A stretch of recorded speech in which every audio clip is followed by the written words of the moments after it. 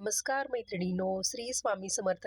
आजच्या नवीन भागात नवीन रांगोळ्यांसोबत पुन्हा एकदा तुमचं मनापासून स्वागत आहे. तर आजच्या भागामध्ये तुम्हाला फिंगर रांगोळ्या बघायला मिळणार आहेत. तर आजच्या ज्या रांगोळ्या आहेत त्या आपण बोटाच्या साहाय्यानेच काढलेल्या आहे आणि बांगड्यांचा वापर केलेला आहे. आणि अशा गोल्डन कलरच्या बांगड्या जर तुमच्याकडे असतील तर तुम्ही त्या रांगोळीमध्ये वापरू शकता. आणि नसतील तर वेगळ्या वेगळ्या कलरच्या, जसे की हिरव्या कलर, पिवळा कलर, अशा वेगवेगळ्या कलरच्या बांगड्याही तुम्ही रांगोळीमध्ये वापरू शकतात. पण मी गोल्डनच का वापरल्या, त्या बांगड्या आपण रांगोळीमध्ये तशाच ठेवणार आहोत. एक अशी छान बॉर्डर दिसते ती गोल्डन कलरमुळे, म्हणजे ती बांगडी गोल्डन कलरची आणि त्याला बारीक बारीक मोती बाजूने. तर चारही डिझाईन एकदम सोप्या, सुंदर, झटपट होणाऱ्या आहे आणि एकदम छान आहे डिझाईन, तुम्हाला नक्कीच आवडेल. तर व्हिडिओ शेवटपर्यंत नक्की बघा.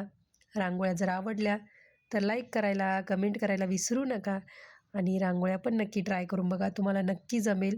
खूपच सोप्या आहे आणि मी एकदम सोप्या पद्धतीनेच रांगोळ्या काढून दाखवते.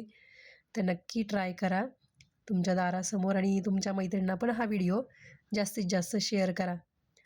तर ह्या टाईपच्या रांगोळ्या आपण आधी पण काढलेल्या आहे, पण प्रत्येक रांगोळीमध्ये आपण काहीतरी वेगवेगळी डिझाईन ॲड करत असतो.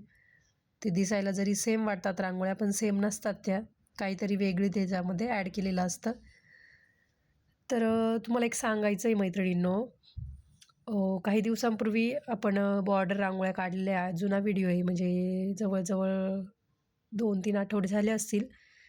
तर आपल्याला इंस्टाग्रामला एका दादांची कमेंट आलेली आहे, त्यामध्ये मी ओम काढलेला आहे स्टेन्सिलच्या मदतीने. तर त्यांची मला कमेंट आलेली की ओम हा एकदम पॉवरफुल आहे ना, ओम हा शब्द उच्चार, तर तुम्ही ते असं जमिनीवर काढू नका, असं त्यांची कमेंट आहे. पण मग मी त्यांना रिप्लाय केला की आपण देवासमोर तर काढू शकतो ना. आता रांगोळी आहे म्हटल्यावर आपण ती, म्हणजे असे ओम वगैरेची रांगोळी ती आपण देवासमोरच काढायची.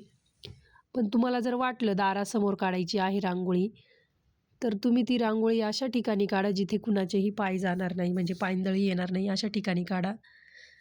आता रांगोळी ती, कारण की रांगोळी तर आपण पहिल्यापासून काढतोच आहे आणि हे ओम वगैरे असे शुभचिन्ह आहे, तर ते रांगोळीमध्ये नेहमीच काढले जातात.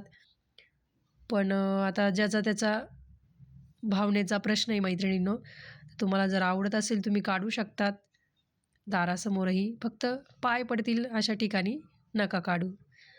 आणि अजून एका मैत्रिणीची कमेंट आलेली की त्या ऑफिसला जाता वाटतं ती दीदी, त्या ताई. तर त्या सांगतात, म्हणजे त्यांची कमेंट होती मला की ऑफिस असतं म्हणे, पण तुमच्या रांगोळ्या एवढ्या सोप्या आहे ना, तर तेवढा वेळ मिळतो म्हणे रांगोळी काढायला.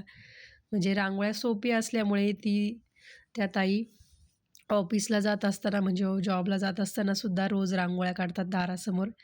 तर खरंच अशा मैत्रिणीचं मला कौतुक करावंसं वाटतं की एवढी सकाळी घाई गडबड असते, ऑफिसला जायला लागतं, तरी पण त्या रांगोळ्या काढतात. तर मैत्रिणींनो, तुम्हीही अजून जर रांगोळ्या काढत नसाल तर नक्की सुरुवात करा रांगोळी काढायला. खूप छान वाटतं रांगोळी काढल्यानंतर, एकदम मन प्रसन्न होतं. तर नक्की सुरुवात करा, छोट्या रांगोळ्यांपासून सुरुवात करा. तुम्ही बदल बघू शकता, रांगोळी काढायच्या आधी कसं वाटायचं आणि नंतर काढल्यानंतर कसं वाटतंय.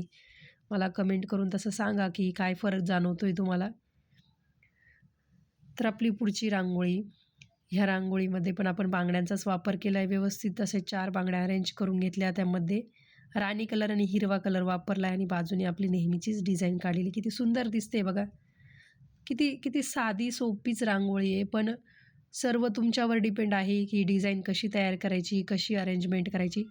आणि 4ही ज्या रांगोळ्या आहेत बांगड्यांचाच वापर करून काढलेला आहे. पुढची डिझाईन, त्यामध्ये आपण 3 बांगड्यांचा वापर केला आहे आणि त्यामध्ये पिवळा आणि सफेद कलरचा मोठा टिपका काढून घेतला. आणि जो केंद्रवर्धिनी काढतोय, चकलीचा आकार देतोय, तो पूर्ण जी बांगडी आहे त्याच्या आतल्या कडेला टच होईल इथपर्यंत काढायचं. पण बांगडी हलू नका देऊ मैत्रिणींनो, नाहीतर सर्व डिझाईन पुसली जाते, म्हणजे चेंज होऊन जातो आकार. तुम्हाला जर वाटलं की हलते तर एका हाताने बांगडी पकडून ठेवा आणि दुसऱ्या हाताने तो चकलीचा आकार द्या. आणि चॅनलवर जर नवीन असाल, पहिल्यांदाच व्हिडिओ बघताय किंवा अजूनही चॅनलला सबस्क्राईब नाही केलं, तर नक्कीच सबस्क्राईब करा. कारण की रोजसाठीच्या आणि सणावारांच्या एकदम सोप्या पद्धतीने रांगोळ्या आपल्या चॅनलवर काढून दाखवल्या जातात. तर नक्की सबस्क्राईब करा. चॅनलला सबस्क्राईब केल्यानंतर बेल आयकॉन प्रेस करायला विसरू नका आणि ऑल नावाच्या ऑप्शनवर पण क्लिक करायला विसरू नका. कारण की जेव्हा तुम्ही बेल आयकॉन प्रेस करता आणि ऑल नावाच्या ऑप्शनवर क्लिक करता, तेव्हाच तुम्हाला प्रत्येक व्हिडिओचं आणि मी ज्या पोस्ट टाकते त्याचं नोटिफिकेशन येत असतं. तर नक्की ही प्रोसेस फॉलो करा. आणि कमेंट बॉक्समध्ये एक हाईप नावाचा ऑप्शन येत असणार आहे, त्यावरही क्लिक करा. म्हणजे आपले व्हिडिओ जास्तीत जास्त मैत्रिणींपर्यंत शेअर होतील. तर बोलता बोलता आपल्या 3 रांगोळ्या पूर्ण झालेल्या आहे. किती सुंदर दिसते बघा रांगोळी तुम्ही. एकदम अशी भरगच्च दिसते हो मैत्रिणींनो ह्या रांगोळ्या, म्हणजे नाही का, फिंगर रांगोळी जेव्हा काढतो ना एकदम अशी भरगच्च रांगोळी सुंदर दिसते. तर आठवड्यातून 1-2 वेळा काढत जा अशा रांगोळ्या. बाकी टाईम तुम्ही ठिपक्यांच्या काढल्या तरी चालतंय. आजच्या भागातली शेवटची रांगोळी, यामध्ये आपण 6 बांगड्यांचा वापर केलेला आहे आणि राणी कलर आणि पिस्ता कलर असं कॉम्बिनेशन वापर आहे अल्टरनेट बांगडीमध्ये कलर टाकून. तर छान आहे ही आयडिया, म्हणजे माझ्या म्हणण्यानुसार तर छान आयडिया. अशी बांगड्यांचा वापर करून अशा रांगोळ्या तुम्ही सणासुदीला काढू शकतात आणि रोज जर तुमच्याकडे वेळ असेल तरी ट्राय करू शकतात, काहीच हरकत नाही आहे.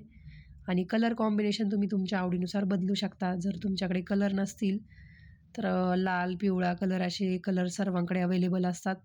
त्यांचा वापर करूनही तुम्ही रांगोळी काढू शकतात. व्हिडिओ शेवटपर्यंत बघितल्यानंतर, पूर्ण रांगोळ्या बघितल्यानंतर कशा वाटल्या रांगोळ्या, तर नक्की कमेंट करा.